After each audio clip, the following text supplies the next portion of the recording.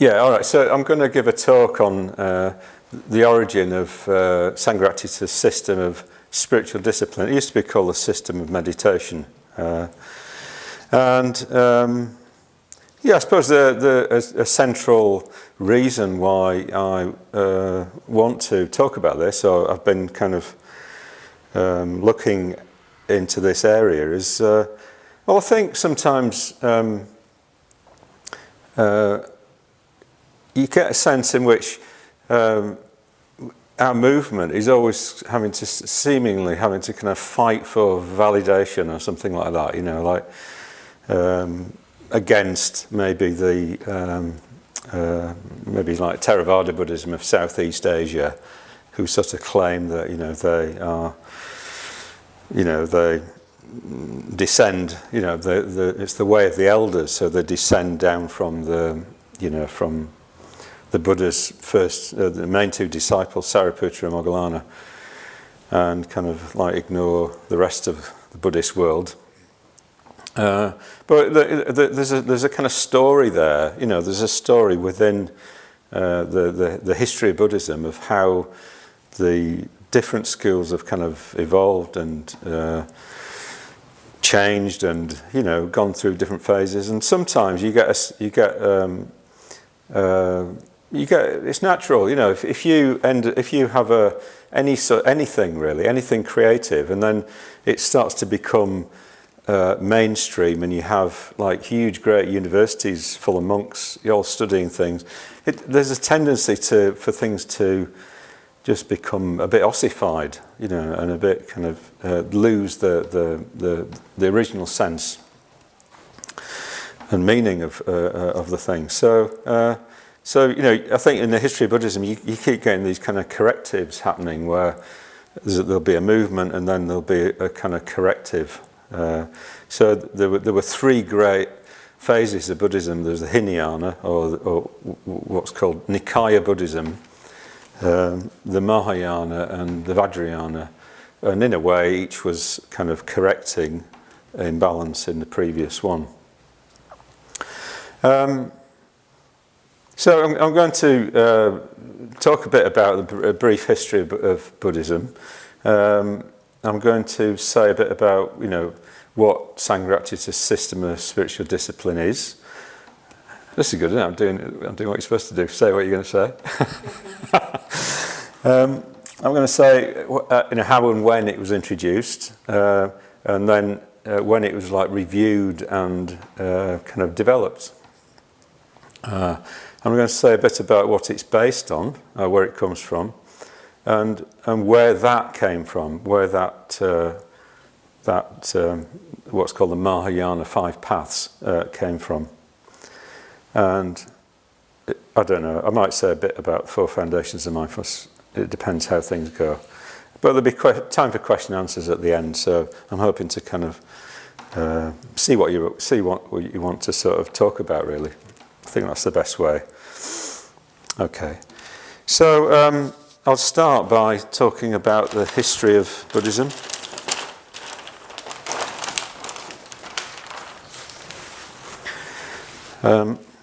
So it all began with the Buddha, roughly 500 BCE. And there've been many schools of Buddhism. But the basic shape of what happened is that about 100 years after the Buddha, there was a split between the Theravadins. This means elder, so those who are the way of the elders, and the Mahasanghikas, which is like the greater community. And according to Andrew Skilton in Concise History of Buddhism, there was maybe 100 of these, you know, people, and they were wanting to have kind of more rules, you know. And the Buddha said that the minor rules don't need to be, you know, they're not that important, but they were wanting to emphasize minor rules and things. And this was the greater community who were maybe more in touch with the spirit rather than the letter of Buddhism. So the Mahasanghikas were the precursors of the Mahayana. And then the Theravadins split about 250 BCE, at the time of Ashoka, into three schools. The Pudgalavadins, which are not important to the argument here. The Vibhajayavadins, and this means analysers. So it's like they were interested in kind of analysing, kind of scholarship, picking things apart. And the Sarvastivadins, so they had two different views here. That this lot kind of looked at the present moment all the time. You know, what's going on in the present moment, analysing things in the present moment. And they came up with kind of the Abhidharma, a great sort of theory of how everything worked in the present moment. But the Sarvastivadins, this means all, Sarva, they thought that actually you needed to look at phenomena or dharmas across the whole of time, all three, past, present and future. So their view, in a way, was a bit more kind of developmental or less analytical sort of thing. So the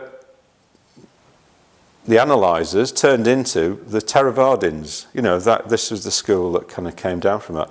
So in Theravada Buddhism, which is in Southeast Asia, places like Cambodia, Laos, Thailand, all those countries, there's the emphasis is on mindfulness. It's on being in the present moment. It's on insight, vipassana. In particular, in a way, their path starts with insight. It starts off with looking for the three lakshanas, the three marks of conditioned existence in experience, and whatever will help you do that. So that isn't the view, where you have you have to prepare yourself first. They kind of dive straight in, and they're just looking all the time for, sort of into the sudden realization of impermanence or whatever. So this is one thread here, and then you've got this other thread that happens, which is from the Sarvastivadins. So about 800, Christian era, Common Era. What happened was that there was a teaching called the Five Paths arose, and the Mahayana had got going a long time before that. So the Mahayana is bringing in compassion and emotional cultivation, and it's balancing wisdom and compassion. So the five paths are what Sangharakshita's system of meditation or system of spiritual discipline is based on. So it's a kind of, it's not coming from the Theravada, it's coming from this other route, and it's influenced by the Mahayana. So I'll miss something out here. So here, mindfulness. So this comes down, and in a way, it sort of meets secular mindfulness way down here, which very much focuses on the present moment, But 160 BCE, what you had was Alexander the Great had gone over to India, and there were these like kingdoms, just near India that were kind of Greek or Roman kingdoms. And King Menander, who was the king of one of these kingdoms, he had a dialogue with a monk called Nagasena, and Nagasena was asking, well, what's the mark of this? What's the mark of that? And he says, well, what's the mark of mindfulness? And Nagasena says, well, the mark of mindfulness is basically being aware of what's light, what's dark, what's bright, and all that. Basically what's skillful and what's unskillful. So this is very different from just being in the present moment, which is what, So, yeah. So that's an important thing to bear in mind as well. So in a way, the five paths, what it does is it brings together the four foundations of mindfulness. So it starts with the four foundations of mindfulness, but then it kind of adds ethics, meditation, and wisdom in again, because it's gone from here. It's turned into this dry sort of thing. So when Sangharakshita introduced mindfulness, he didn't talk about the four foundations of mindfulness, because for them, when you looked at it, they were saying it consists of body, feelings, mind or thought, and mental objects. Well, how do people make sense out of that? And where's the emotional development, in that? So he sort of came up with four dimensions of awareness: awareness of environment, self, which is body, feelings, and thoughts; other people, which is the metabhavana; and reality. So in a way, he's doing this one. He's bringing this in, the Mahayana view of things, and he's just ignoring that because he's seeing it as irrelevant. So he had a critique of this kind of meditation, which led to, in his own experience, led people into alienated states and even mental illness.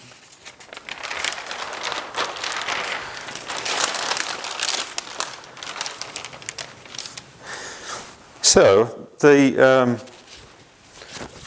what he came up with were 5 stages of the spiritual life: integration, positive emotion, spiritual death, spiritual rebirth, and spontaneous compassionate activity. And it's what he said was, to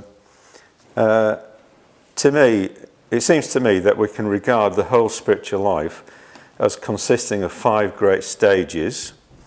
These very roughly correspond to the 5 paths of the Indian Buddhist tradition.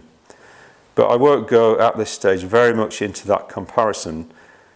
He just wants a straightforward one in terms of needs, giving something that's useful in terms of needs and experience.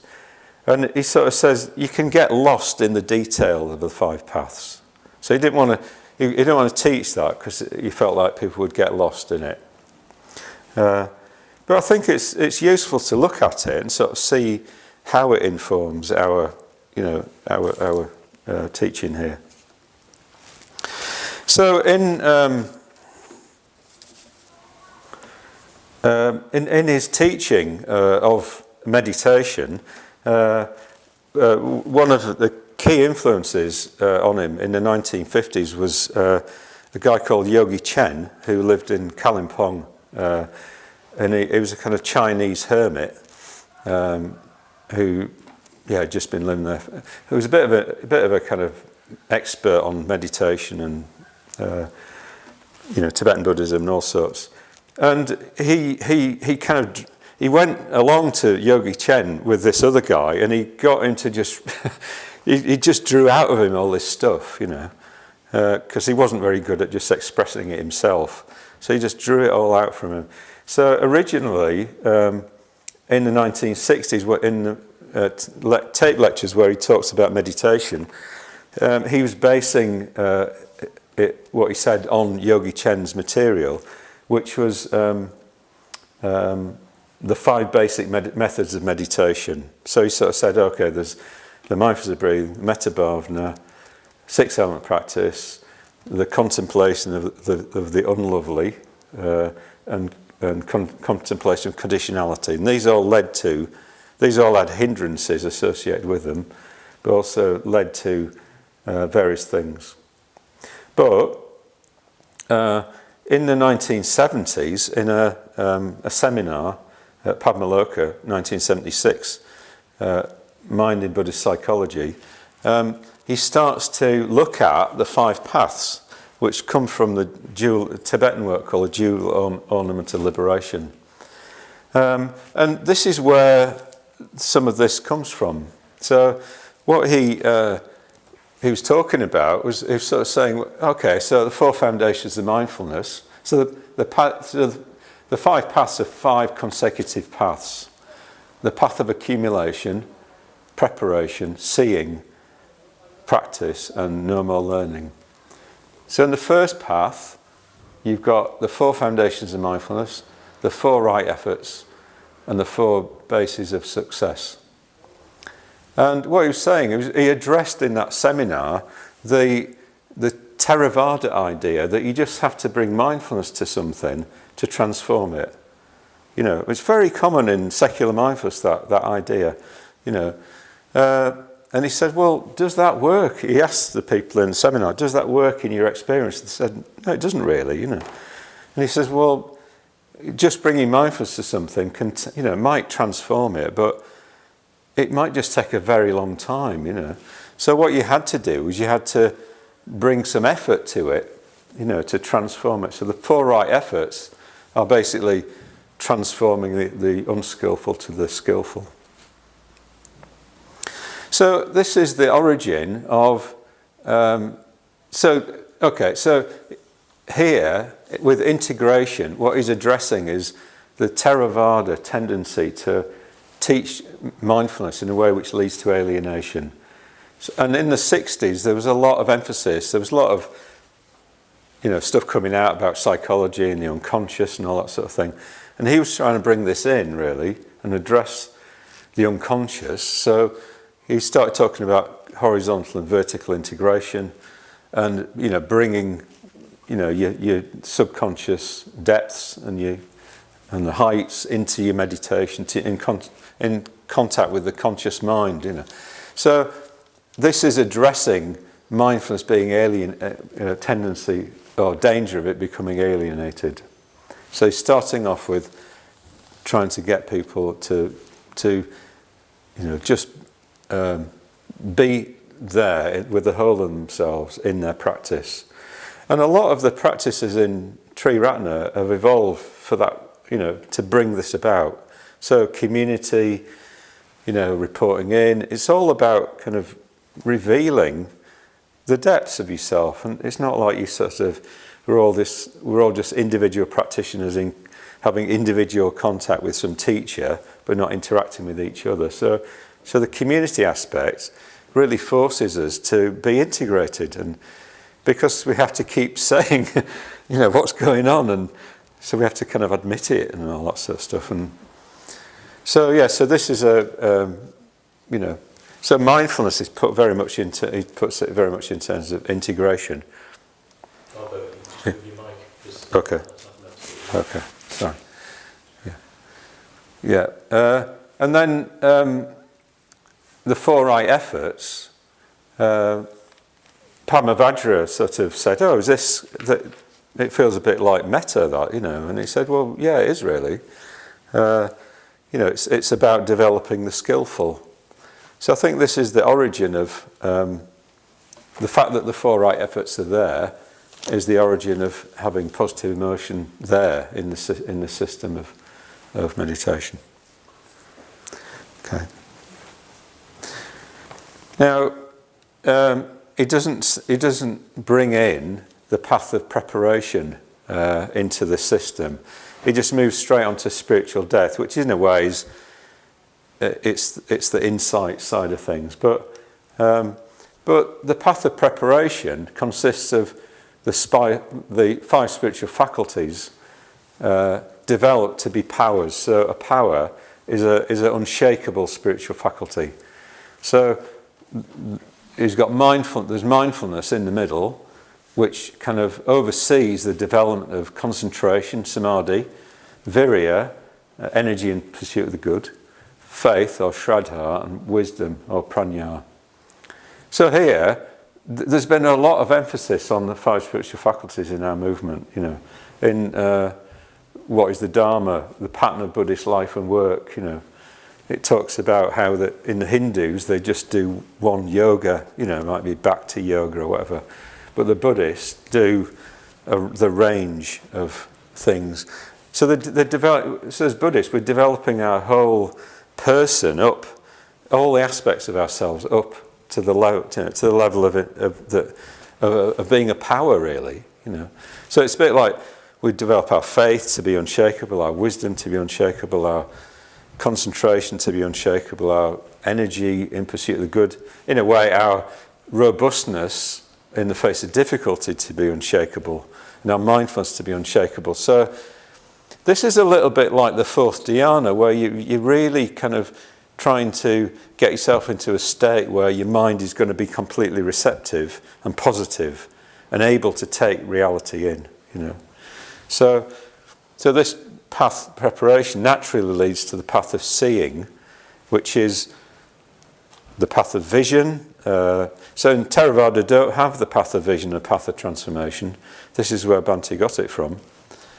The path of vision or the path of seeing. And this, again, isn't just seeing the Theravada tends to focus on how things fall apart or the negative side of things. This is a very positive, constructive spiral path, really.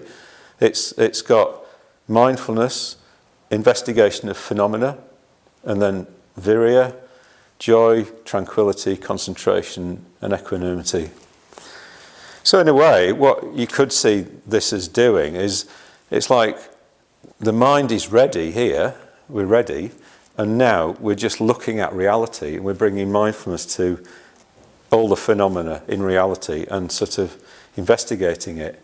And in particular, what Buddhism's interested in investigating things for is whether they're skillful or not, or whether they lead to, you know, to happiness or suffering. So, you know, when you see that something doesn't lead to happiness, Buddha Ghosha talks about the man putting his hand into the water to grab a fish out of the net, and he pulls it out, and it's a snake, and there's 3 marks on its forehead, and he goes, ah, and he throws it back. And it's a bit like he sees the danger in that thing, whatever it is, you know. So it's a bit like he sees the downfall. It's marked by impermanence, you know. It's, you know, unconditioned. The 3 lakshanas. So it's not going to help in terms of the path, you know. So when we start getting rid of all the things, start to see through samsara, see what's not helpful, what is helpful, then we start taking up just what is helpful. And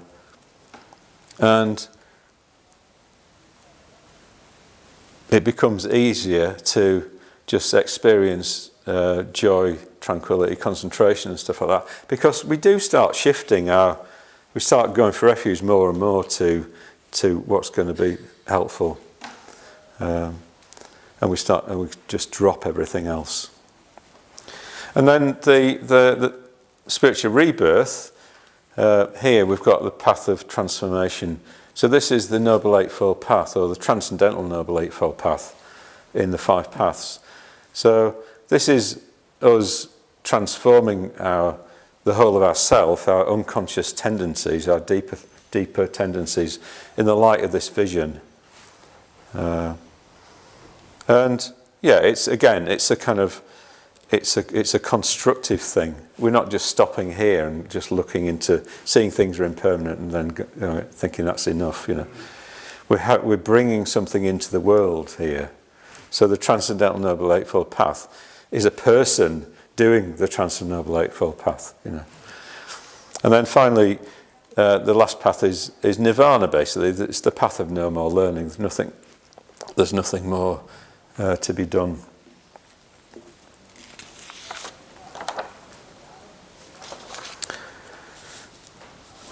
Okay. I think that's probably enough, actually. That, you know, we could have a bit of questions and a bit of a discussion. So we've had a little bit of a discussion. So is there anything that's come up for you want to talk about? So Steve asked the question about are the different stages related to the different yanas, you know, Hinayana, Mahayana, Vajrayana, and is spiritual death, spiritual rebirth related to the Vajrayana?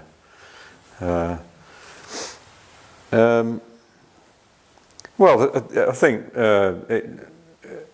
a lot of the meditation practices are Tibetan visualization practices. So yeah, in a way, but. And I think Sangharakshita found that in the 1950s there was something missing in his spiritual life really, until he came across the Tibetans and he learnt Bodhisattvas and Buddha visualization practices, because it gave him that direction to go in. So yeah, I think there is that link really. Yeah. Peksha is saying, where does spiritual receptivity fit in? Because he thought it was one of the 5 aspects of our practice. So there's a sheet I prepared earlier. So yeah, in Subhuti's paper, Initiation into a New Life, he goes in, it keeps getting reinvented, the whole thing, system of meditation, system of spiritual life, system of spiritual discipline.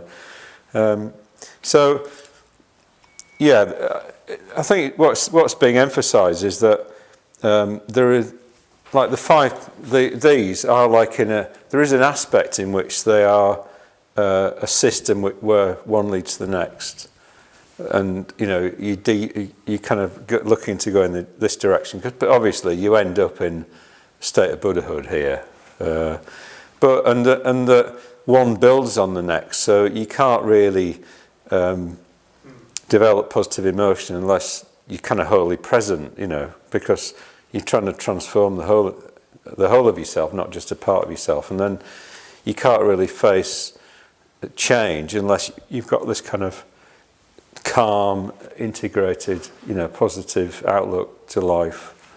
So so it is temporal like this, because in the Chittapala's paper about revisiting this system, he talks about spatial and temporal types. But there's also an aspect in which it is spatial. So, and by spatial, what it means is like you're bringing them all up together, or you're bringing them all up. And in the original, 5 basic methods of meditation, you're doing that really. It's saying, you need to do mindfulness breathing, metta bhavana, some insight practice. So I think Subhuti was like re-emphasising the fact that you do need to work on these separately as well, but he brings in spiritual receptivity here as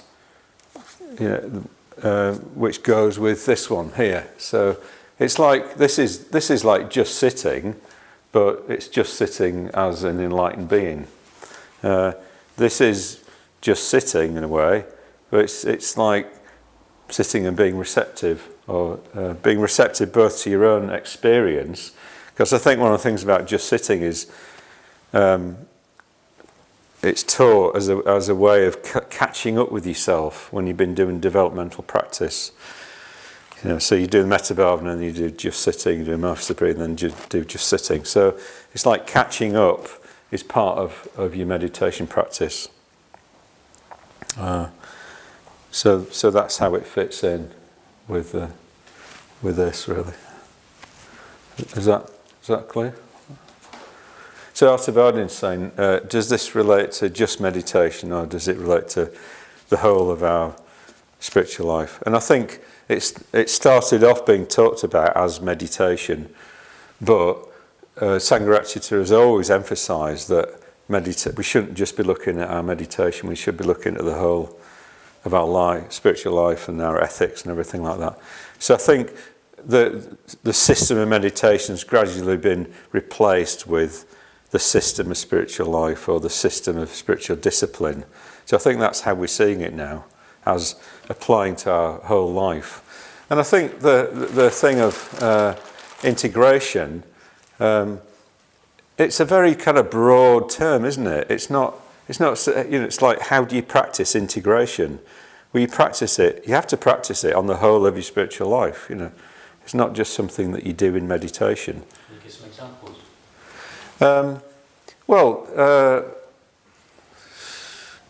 Well, I think I did earlier when I talked about being in contact with the Sangha and reporting in, and you're trying to be kind of like transparent to other people and yourself, and be aware of the sides of yourself that are weaker, that need developing, and it's here in the five spiritual faculties, because to the extent that any of the five spiritual faculties isn't unshakable, is weak, then you're going to have problems, If your wisdom is weak, then you'll be seeing things in the wrong way, So I think this just really emphasises that you need all of these. I think they're called spiritual faculties because they make up what it is to be a spiritual being,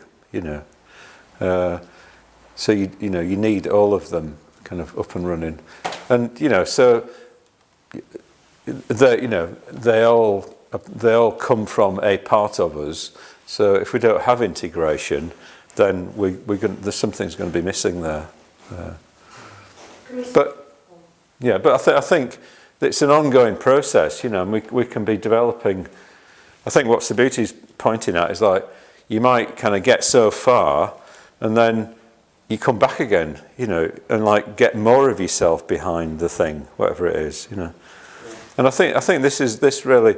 I mean, in this system, in the five path system, the path of seeing, when it's completed, it's equivalent to stream entry, So you be enlightened. Although it's a bodhisattva, it's a Mahayana path, basically. You guaranteed nirvana within 7 lifetimes. Yeah. So at stream entry, you have right view. So you see clearly what you need to do. I suppose that's it. That's what it means, really. Path, being able to see clearly. So you're clear about what you need to practice and practice on and everything like that. So nothing of that is missing, but you haven't done it yet. So it's like you haven't applied it to the whole of yourself. So stream entry is equivalent to what's called right view with ashravas. So ashravas are biases or kind of unskillful kind of tendencies.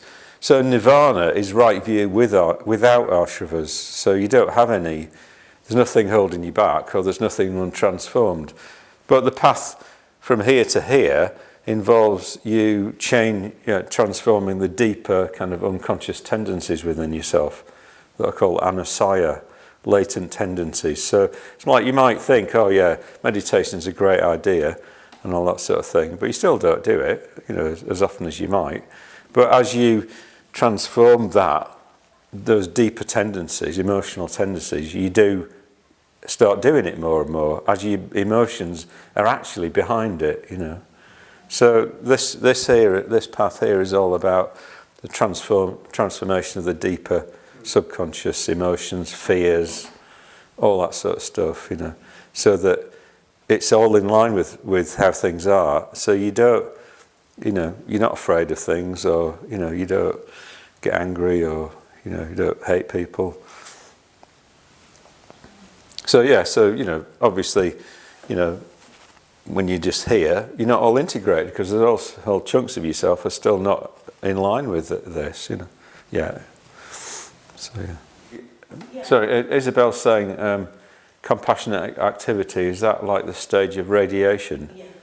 Yeah. Do you mean as in the Diannas? So this is a stage of enlightenment, spontaneous compassionate activity. So Sangharakshita talks about in the Diannas, the 4 Diannas, states of meditation. The highest one is the stage of radiation, and that's the 4th Dianna. Yeah, and I think a way of seeing that is in the 4th Dianna, it's described as something like parisuddhi and pariyodhata. So it's completely pure and it's completely odata means white, so it's like transparent or something like that. And I think what that means is like you're completely able to take reality in, and you're completely pure in the sense of that you create only skillful mental states. So when you're in that state, it's like nothing can, you must feel kind of, and the image is of a man who's had a bath and he's wrapped himself in a white cloth. So that, it's a bit indicative that nothing can touch you because you're so positive, that it's more like you're affecting your environment than your environment's affecting you. And that must really be happening in a state of enlightenment, that nothing can affect you, and in fact you're just affecting your environment. So Isabel says that she likes the idea of being of radiation as being like a positive force in the world. Inspiring for me, I like that. Yeah, inspiring sort of, yeah. Yeah, so you can be just doing compassionate activity short of enlightenment, is what you're saying. Yeah. You said that fifth stage is now spontaneous. But it is spontaneous compassionate activity. So Artavedra is making the point that with spontaneous compassionate activity, that it is activity. So it is. It's evident in you. It's visible in you. It comes out in you. Yeah, and it just is saying that it's fairly obvious to people. That externally it's not. That you are like that because it's just manifesting outwardly in the world.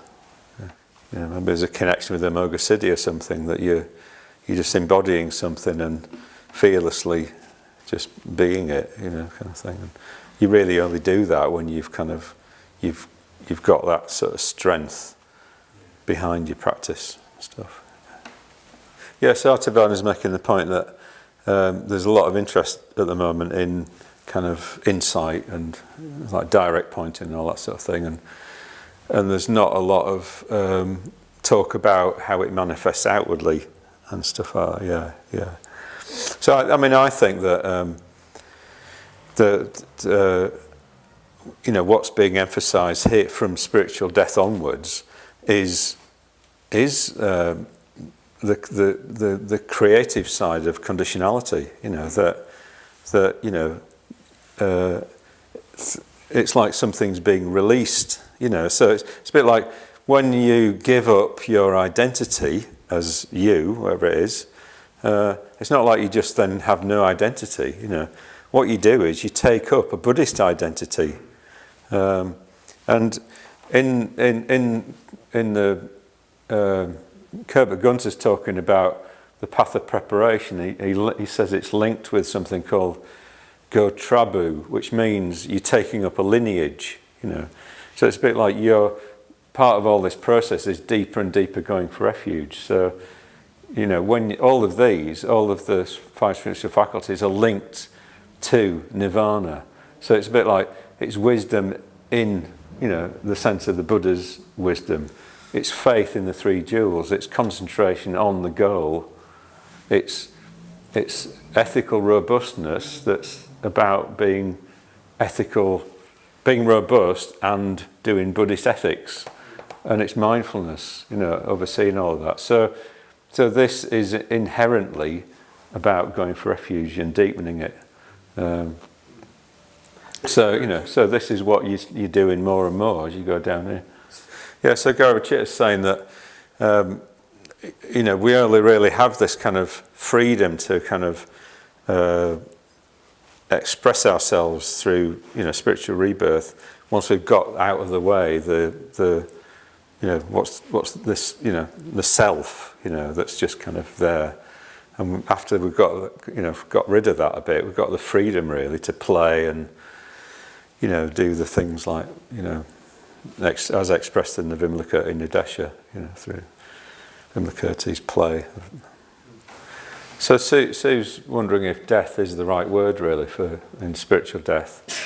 And she's talking about because what the experience is of expansion, and it doesn't have that flavour of of death. And Garavachita agreed with that.